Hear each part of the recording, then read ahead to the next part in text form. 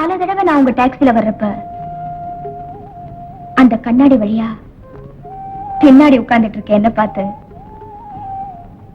திருட்டுத்தனமா ஏன் ரசிச்சீங்க? சபலமா? அதுல ஒண்ணு தப்பு இல்ல.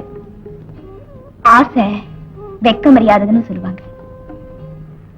எதையுமே பளிச்சுன்னு கேட்கறதுதான் என் பழக்கம். நீங்க தப்பா நினைக்கலன்னா நான் உங்களை ஒண்ணு கேட்கலாமா? நீ என்ன கேட்க போறேன்னு எனக்கு தெரியும்.